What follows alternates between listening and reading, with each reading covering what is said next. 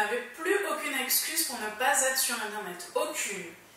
Maintenant, vous avez des dispositifs qui vous permettent d'avoir des aides de l'État, jusqu'à 500 € par exemple, ce que Bruno Le Maire a lancé il n'y a pas longtemps pour les entreprises qui n'ont pas encore de site web. Vous avez aussi des passes numériques, vous avez tout plein d'autres dispositifs que je vous laisserai chercher qui vont vous aider à pouvoir faire un site web aussi. Et c'est ce dont on va parler aujourd'hui. Vous avez la possibilité de faire des sites web gratuitement grâce à des outils qui sont sur Internet et qui sont super faciles d'utilisation. Je vous disais, donc vous avez des outils que vous pouvez utiliser gratuitement pour faire des sites Internet. Ça s'appelle des constructeurs web. Il en existe plein de constructeurs web et ils fonctionnent quasiment tous sur la même base de technologie. Il s'agira pour vous de choisir un thème, celui qui vous plaît le plus, qui va correspondre à votre activité et à votre contenu, et ensuite vous allez l'éditer et le mettre à votre goût grâce à le contenu sur votre ordinateur, le glisser et le déposer sur le constructeur web. Vous n'avez pas besoin d'avoir de connaissances ni en développement web, ni en design pour pouvoir créer ces sites web gratuitement avec ces constructeurs web. Quel constructeur web vous devez utiliser pour faire votre site internet?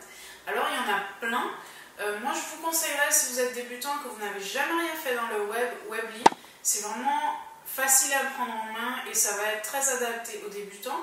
Ensuite vous avez Wix qui est très connu aussi, vous avez Ucraft, vous avez One&One, vous avez Google Sites, vous avez une quantité de constructeurs web que vous pourrez trouver sur Google. Et en fonction de ce que vous recherchez, des templates, de vos connaissances, vous pourrez en sélectionner un et commencer à travailler. Ces constructeurs dont je viens de vous parler sont vraiment adaptés pour les sites vitrines. Vous pourrez faire un petit peu de e-commerce, mais il y en a qui sont spécialisés dans le e-commerce comme Shopify, BigCommerce, etc. Pareil, vous allez les chercher sur Google. Quels sont les avantages? Alors, premièrement, vous allez avoir un hébergement, un nom de domaine pour votre site web. Vous n'avez pas besoin d'avoir de connaissances ni en développement ni en design, et puis c'est gratuit.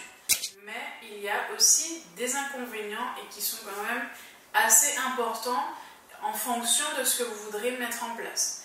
Donc premièrement, effectivement votre site, votre hébergement, votre nom de domaine est gratuit, mais votre nom de domaine et votre hébergement, ce sera quelque chose du style wix.votrenomdedomaine.com.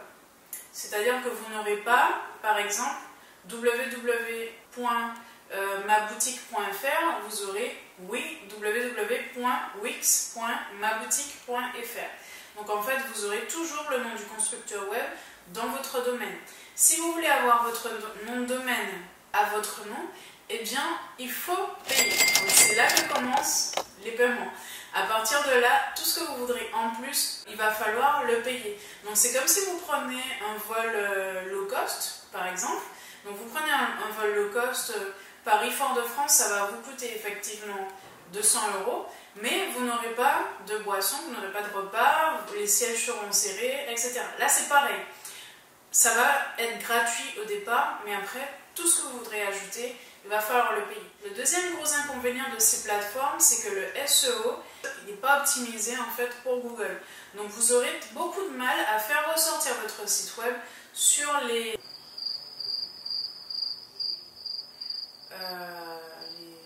Voilà. Donc vous aurez beaucoup de mal en fait au niveau du SEO à faire remonter votre site sur les moteurs de recherche. Ça va être très difficile en fait de pouvoir vous positionner sur les moteurs de recherche, et le plus grave en fait c'est que même si vous êtes premium, ça ne va pas changer, le référencement il sera toujours aussi mauvais.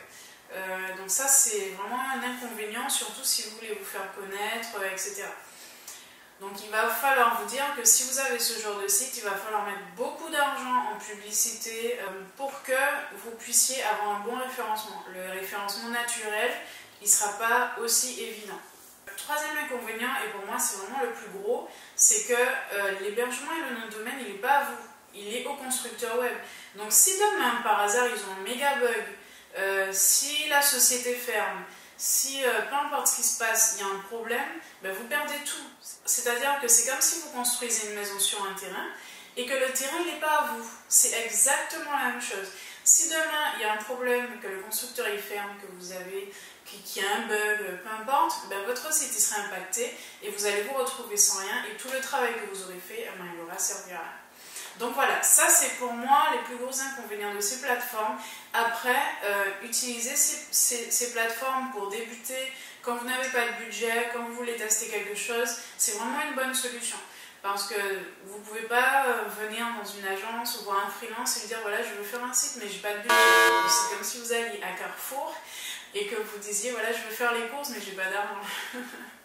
Donc c'est vrai que je vous donne des exemples un peu gros, mais c'est pour vous faire comprendre en fait comment ça fonctionne exactement. La dernière question que vous devez vous poser, c'est comment choisir ce constructeur web. En fait, il va falloir que vous sélectionnez un par un, que vous regardiez un petit peu qu'est-ce qui vous plaît dans celui-ci, qu'est-ce qui ne vous plaît pas, ce qu'il propose, etc. Et que ensuite vous compariez ce que vous aurez sélectionné et que vous voyez lequel peut s'adapter le plus à votre société, à ce que vous voulez mettre en place. Il faut aussi que vous teniez compte de votre niveau. En fait, si vous n'avez jamais fait de web, quel serait l'outil le plus adapté? Chercher les informations pour pouvoir vous former au préalable et commencer à faire quelque chose. Et voir celui qui va accepter le plus facilement votre contenu également. Attention, disclaimer. Si vous n'avez jamais rien fait sur le web et que c'est la première fois que vous vous lancez sur ça, que vous voulez faire votre site internet, etc., il faut que vous fassiez très attention quant à la sélection de la plateforme parce que pour les non-avisés, ça peut devenir très vite un piège. C'est-à-dire que comme vous ne savez pas faire ça, on va vous proposer de payer un service supplémentaire pour avoir ça. Comme vous ne savez pas comment mettre ça, on va vous proposer un service supplémentaire pour mettre cela. Donc à la fin, vous pourrez vous retrouver à payer un site beaucoup plus cher qu'en passant par un professionnel qui va vous le faire de A à Z et qui va vous expliquer comment ça fonctionne et vous n'aurez rien à faire, etc. Donc faites vraiment attention lorsque vous vous lancez vous-même et que vous n'avez vraiment aucune connaissance sur ce type de plateforme parce que franchement ça devient rapidement un piège et ça peut faire qu'après vous allez dire ouais mais en fait on fait que me tromper, en fait il faut faire un site machin et mon site il fonctionne pas, etc. Un site internet ça va pas, un site web en fait c'est pas juste faire une page vitrine et puis espérer que ça vous ramène des clients ou que ça fonctionne. Un site internet, c'est un ensemble de plusieurs choses. D'ailleurs, je ferai une autre vidéo pour vous expliquer tout ça. Mais il faut mettre en place une stratégie, un bon contenu et avoir bien sûr un bon design. Donc tout ça, je vous l'expliquerai dans une autre vidéo. Et pour l'instant, si cette vidéo vous a plu, n'hésitez pas à me laisser des likes, des commentaires dans la petite boîte en bas, à partager, vous savez déjà. Et puis à me dire, à me mettre vos liens de tous les sites que vous avez fait pour que je puisse voir un petit peu comment vous vous en sortez. Et puis pour finir, pour ceux qui ont déjà une expérience un petit peu plus avancée, vous pouvez utiliser WordPress avec Elementor. Ça fonctionne super bien et c'est le même système, c'est du drag and drop et vous pourrez avancer aussi vite. Donc si ça vous intéresse, je peux vous faire une petite vidéo sur WordPress avec Elementor. Dites-moi dans les commentaires si ça vous intéresse. Si ça vous intéresse, je vous ferai un petit tutoriel de A à Z, comment faire votre site avec Elementor. Merci, ciao!